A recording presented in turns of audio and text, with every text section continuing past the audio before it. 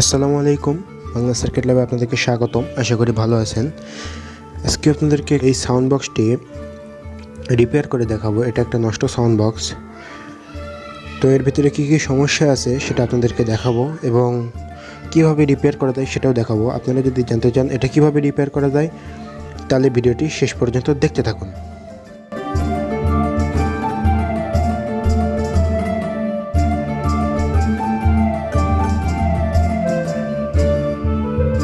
তো ফ্রেন্ডস, বক্সটির ভিতর থাকা যে অ্যাম্পলিফায়ার বোর্ডটি ছিল সেটা আমরা খুলে দেখলাম যে ভিতর থেকে এটা নষ্ট হয়ে গেছে, পুড়ে গেছে ভিতর থেকে হাই ভোল্টেজ ইনপুটের কারণে। তো আমরা এটাকে ফেলে দেব এবং নতুন একটা অ্যাম্পলিফায়ার বোর্ড আমরা এখানে যোগ করব। তো এই অ্যাম্পলিফায়ার বোর্ডটি হচ্ছে 3 ওয়াট প্লাস 3 ওয়াট দুটো স্পিকারের। কারণ দেখুন, আমাদের সাউন্ড বক্সের ভিতরে যে স্পিকার আছে সেটা হচ্ছে 4 ওহম 3 ওয়াট 2 ইঞ্চির স্পিকার দুইটা আছে।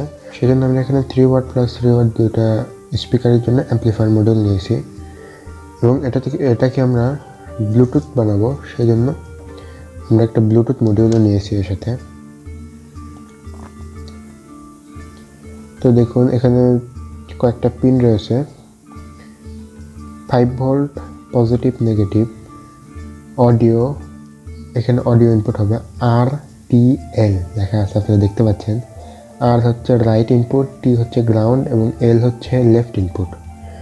এই পাশে দুইটা পয়েন্ট আছে, একটা হচ্ছে দুটাই স্পিকারের জন্য, একটা হচ্ছে রাইট স্পিকার, একটা হচ্ছে লেফট স্পিকার। এরপর আসি ব্লুটুথ মডিউলে। ব্লুটুথ মডিউলেও ঠিক একই, সব লেখাই আছে। 5 ভোল্ট গ্রাউন্ড দিতে হবে এবং লেফট আউট অডিও গ্রাউন্ড এবং রাইট আউট, অর্থাৎ এখান থেকে আউট হয়ে গিয়ে এখানে ইনপুট হবে। এবং আমরা এখানে একটা পটেনশিওমিটার ইউজ করব সাউন্ডকে ইনক্রিজ ডিক্রিজ করার জন্য। সাউন্ডকে কম বেশি করবার জন্য আমরা এখানে একটা পটেনশিওমিটার ইউজ করব। এটা একটা 6 পিন পটেনশিওমিটার, আমাদেরকে 6 পিন পটেনশিওমিটারই নিতে হবে। এটা একটা 50K পটেনশিওমিটার। আপনারা চাইলে 10K পটেনশিওমিটার নিতে পারেন এবং 10K পটেনশিওমিটার এর জন্য অনেক ভালো হবে। তো ফ্রেন্ডস, সার্কিট ডায়াগ্রামটা একবার দেখে নিন। এটা হচ্ছে অ্যাম্পলিফায়ার মডিউলটা, এটা হচ্ছে ব্লুটুথ মডিউল, আর এটা হচ্ছে পটেনশিওমিটার আর পটেনশিওমিটার পিন। এই দুটো হচ্ছে স্পিকার অ্যাড করা হয়েছে। তারপর এখানে RTL আপনারা দেখতে পাচ্ছেন, আর আউট গ্রাউন্ড, এল আউট, প্লাস মাইনাস সব একসাথে কানেক্ট করা হয়েছে। সবগুলো একসাথে কানেক্টেড করে এখানে 5 ভোল্ট দেওয়া হয়েছে এবং মাইনাস গ্রাউন্ড দেওয়া হয়েছে। এখন এই পটেনশিওমিটারের সাথে যে কানেকশনটা সেটা দেখুন। পটেনশিওমিটারের 6টা পিন আপনারা দেখতে পাচ্ছেন। তো মাঝখানের 2টা পিন আপনারা এক করে দেবেন। ধরুন 1 2 3 4 5 6 এরকম দেখুন, 1 2 3 4 5 6 2 নাম্বার পিন এবং 5 নাম্বার পিন আপনারা কানেক্ট করে দেবেন। তারপর আর আউট সেটা আপনারা দেবেন হচ্ছে 6 নাম্বার পিনে এবং এল পিন সেটা আপনারা দেবেন, এল পিন সেটা দেবেন হচ্ছে 3 নম্বরে। তো এই সার্কিট ডায়াগ্রামের উপর বেস করে চলুন আমরা একটা সার্কিট তৈরি করে নিই প্রথমে। তো ফ্রেন্ডস, সার্কিট ডায়াগ্রামের উপর বেস করে আমরা একটা সার্কিট তৈরি করছি এবং সেটা এখানে আমরা সেট করে লাগাই দেবো।